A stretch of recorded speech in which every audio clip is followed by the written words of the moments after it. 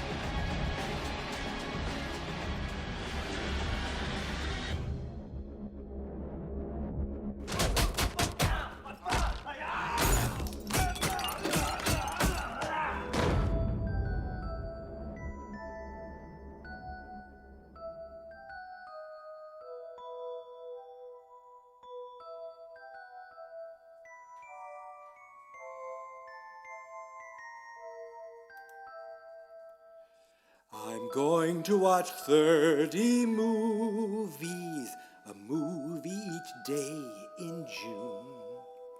Day 24 of year 8 of movie month, and the podcast will start soon.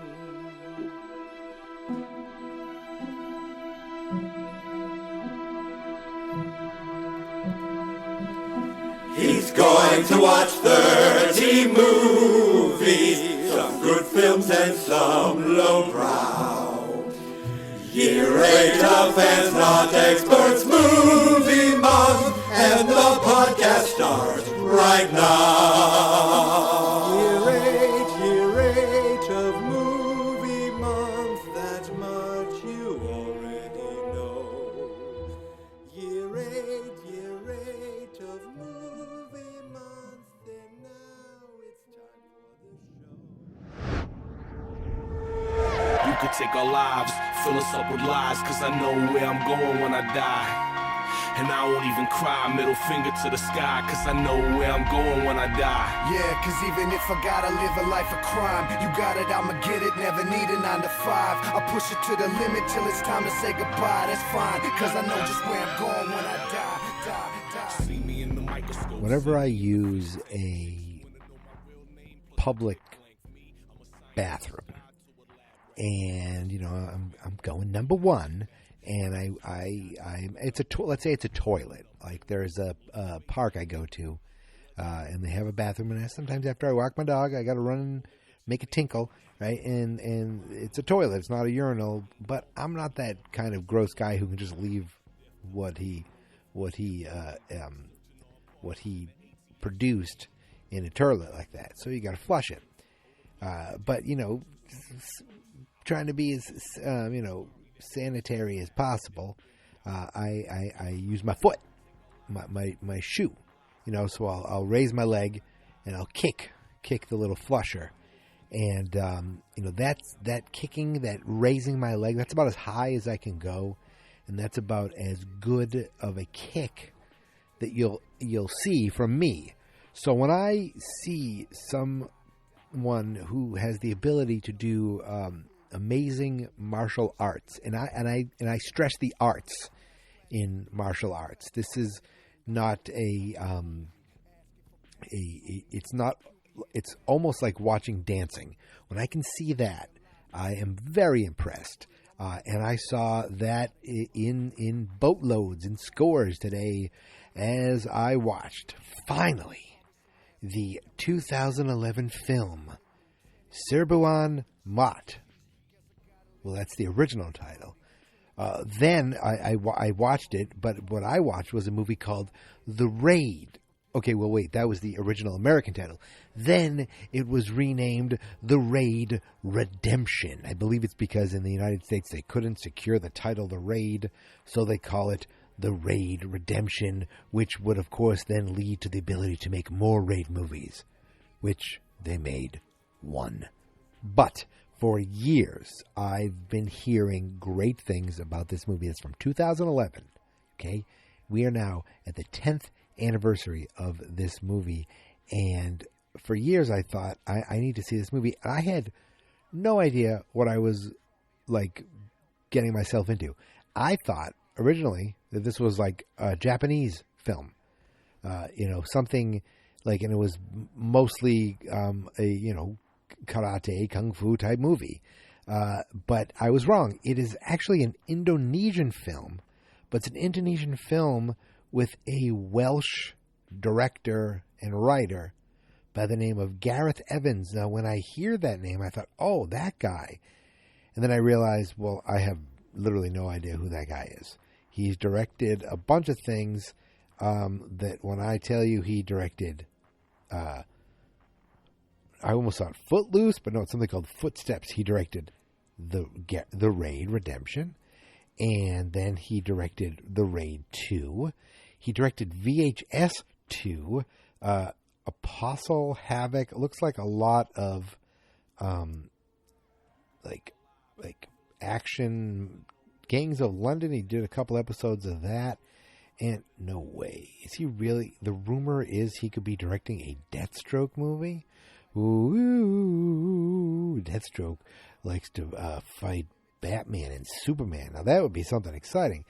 And guess what? If it's action, I have faith and trust in this fella because this movie lived up to the hype for me. It is, and I realize that I enjoy watching these choreographed, violent dances that, look like fights. Obviously, these guys aren't really fighting, but they're using techniques that makes it look like they're beating the crap out of each other. And they're doing it in such a choreographed way that it is like watching a really nice stylized dance. And then I thought, is that why I like wrestling? Because it's fake, but I do kind of enjoy when the two wrestlers are like in such a zone that they're doing things that look like they're so smooth and so choreographed that it just, not that it looks real, but it just looks like, I don't know. It's just something that I guess I'm into. Apparently, I like that stuff, and here I am, watching this movie, not knowing anything that it was. And then at one point I'm thinking, maybe there isn't martial arts in this movie. Maybe it's just all shooting guns. Okay, I can totally get into here comes the martial arts, and whoa, wow, wooey. This movie stars a bunch of people who I couldn't tell you at all. Just to list some names. Iko Uwais, I don't know, but he's going to be in a new G.I. Joe movie.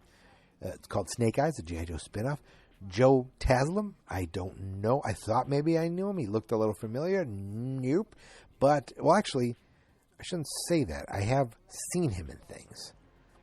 So maybe that's why he looks familiar. I saw Fast and Furious 6. I saw that. Star Trek Beyond. I saw that. So I've seen him. I just don't know him. And I thought maybe this was one of the guys who, spoilers for a 10-year-old movie. I thought this must be one of the guys who's in the next movie. He's not. He doesn't make it out. He's Sub-Zero in the Mortal Kombat movie? Cool. I was Sub-Zero every time I'd play Mortal Kombat 2 in Jay's dorm. Hi, Jay. And I was awful. I bought a book just so I could learn some of the fatalities. I think one night we played it 1,000 times until I finally beat him. And then I was like, yay, victorious. Okay, now time for bed. All right, where was I? So yeah, a bunch of guys I don't know. And it's like the story itself is nothing, whoa, groundbreaking or no crazy. There's some twists, but it's nothing you haven't really seen before. But we have this action that is just presented in such a way that is so bonkers, I guess is the way. And it's like, at one point I said to myself, because I was the only one here, it's like I'm watching a zombie movie, but instead of these lumbering dead bodies coming at you, it's all these henchmen running at you with guns and machetes and like these guys are trying to fight them off. It is insanity at some points. So here's the premise of the story. This young cop, we see him kind of wake up, do some training, beat the crap out of a bag, go kiss his pregnant wife, and then walk by his dad in the house and says, "Don't worry, I'll bring him home." And already you figure, okay, somehow he's got a relative involved with this. Next thing you know, we see a SWAT van filled with all these guys, and the main guy is given the objective. All right, here's the deal. This is what's going on. This guy, this we'll just call him the big bad guy. The organized crime guy, the mob boss. It's not a mob thing, but the boss. He owns this building. He runs this building.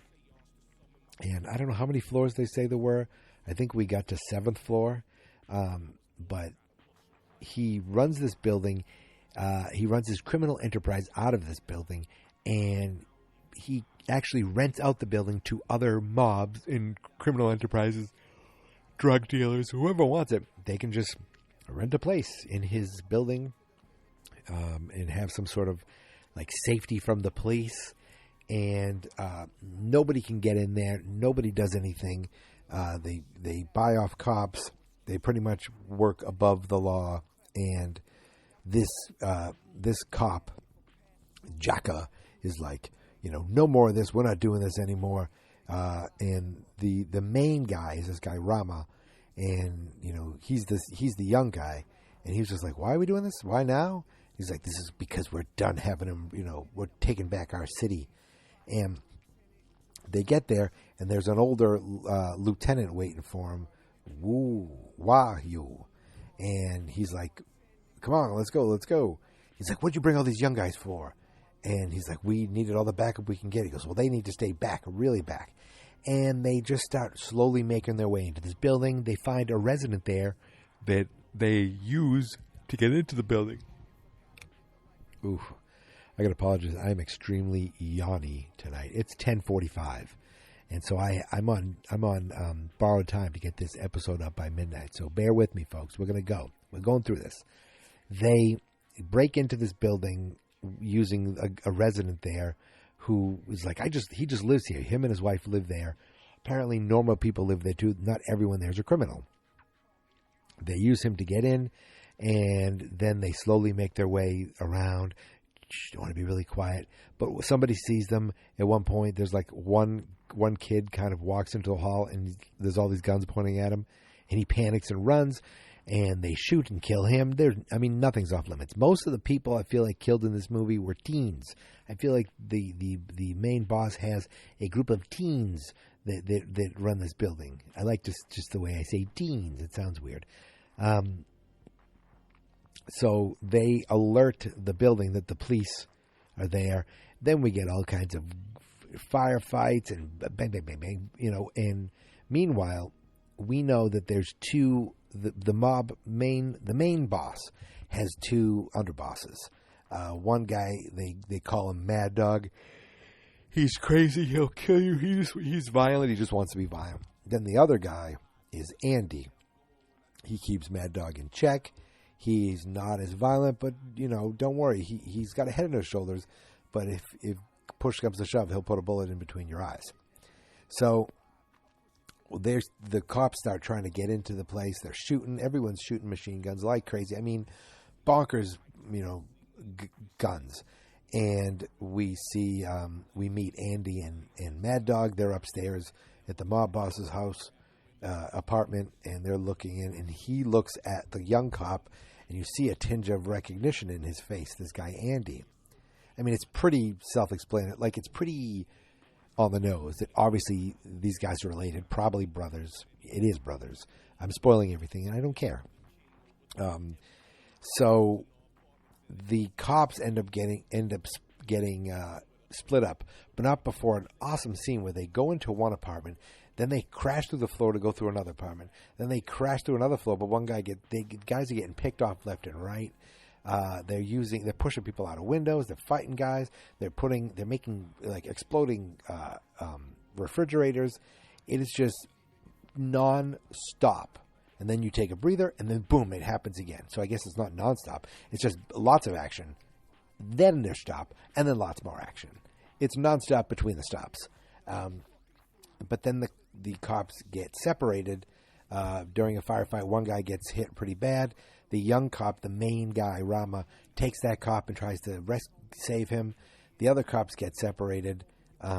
This guy, Jaka, who's the Sub-Zero in Mortal Kombat, he goes to the old lieutenant. He's like, what we have to call for backup. And the guy's like, backup isn't coming. Nobody knows we're here but us.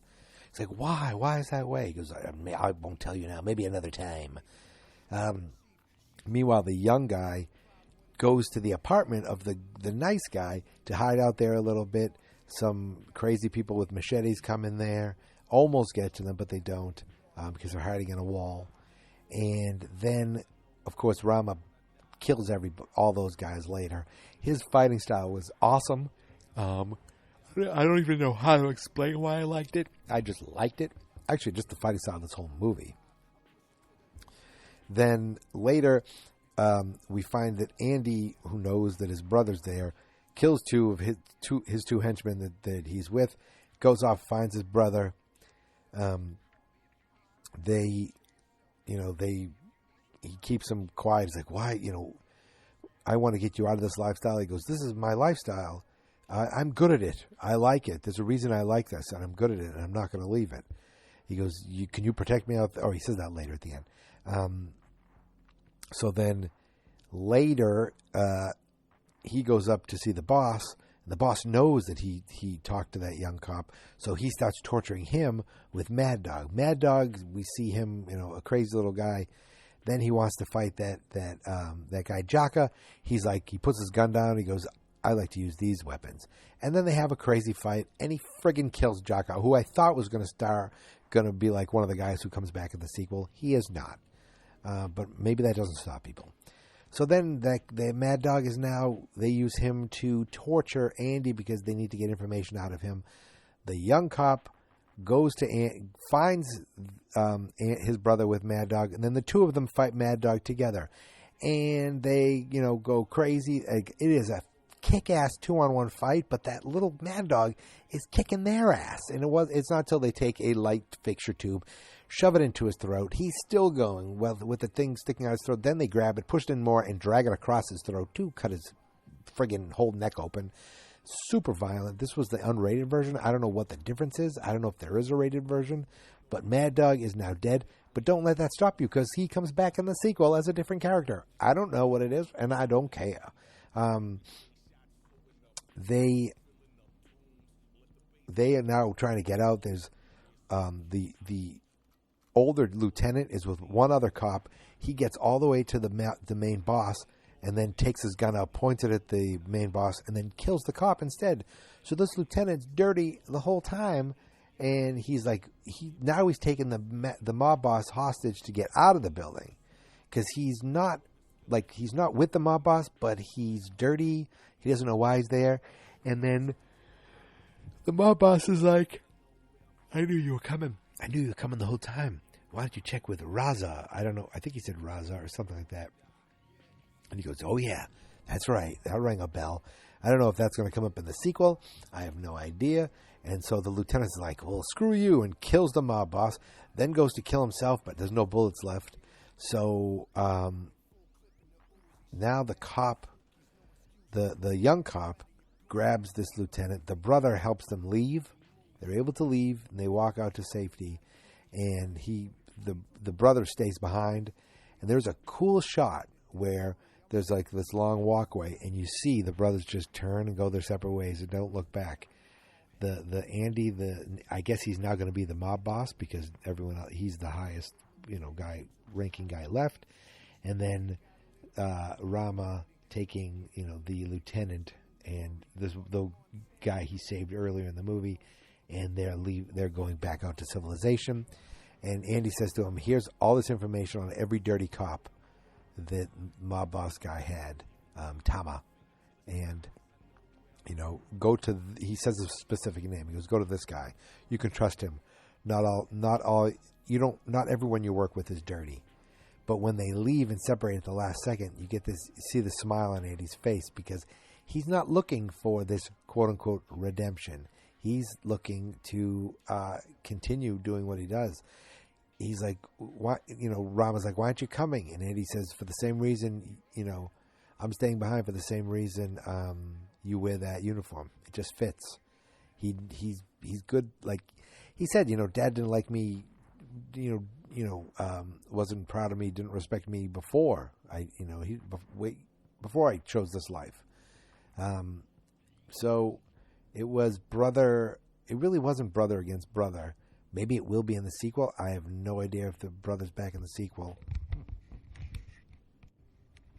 But my goodness gracious, just the choreography and the violence, the brutal violence of the close-up shooting and stabbing, and it is like, it's almost cartoonish, like in a way, but it's not cartoon looking.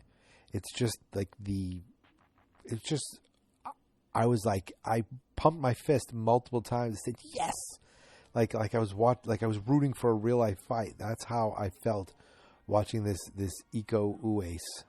I'm sure I'm not saying that right. The main star, just light people up. Like there's one point where there's a hallway and 4 guys are coming at him with a machete, and he had nothing, and I was like, oh, he'll be fine. It's just as long as it's one guy at a time, no problem. And he takes the machete, boom, boom, slides the machete away. Then he takes another machete. He takes one guy. There's a door smashed open, right? And he takes a guy and runs, like grabs him by the neck, backs up and jumps in the air, and then slams the guy straight down so that his neck goes right over the door jamb, and he kills the guy. Earlier in the movie, he sees a guy coming down this hill. Not this hill, down a hole from one floor to the next. He grabs the guy while he's descending and just keeps on running and pushes him out a window. Later, he takes this guy with the machete, and he does the same thing, except he follows him out the window. He falls down and lands on top of him. I was like, oh my God. Unreal, some of this action. It was so enjoyable. And, this one, it got like a really high Rotten Tomatoes score. And I know, Rotten Tomatoes, it is what it is. Like, it is based on all these reviewers, but to me, you watch a movie for you. And you don't let the score dissuade you. But that being said, this got really high, like 87%. And then the sequel is in the 80s too. It's like 82, I think. So I am looking forward to eventually seeing that. That's going to be on a future movie month for sure. For sure. Faux show. But with that, my friends, I think we did it. I think I'm done. What time is it? Hold on really quick. It is now, pressing my watch, 10:55. So I have 65 minutes to produce this podcast, get it up online, and get all my posts ready for Instagram, Twitter, and Facebook, and Letterboxd. And on Letterboxd, on Twitter, and on Instagram, it's Geek Mentality. The Facebook page is Fans.Experts. The website is fans.experts.com. This movie, The Raid Redemption, 3 big thumbs up. I found a mannequin that I use the hand of just for the thumbs, nothing creepy or nothing sexual, just the thumb, just so I can give movies 3 thumbs up. And that's what this one gets, The Raid Redemption from 2011, back when I was only 26 years old. Just go with it. Please don't look that up. Okay, that's it, my friends. My dog is cuddling so perfect right now. I feel bad that I have to get up. Daddy has to go make a podcast now. I know. Grow up. That's what everyone says. Well, the hell with that.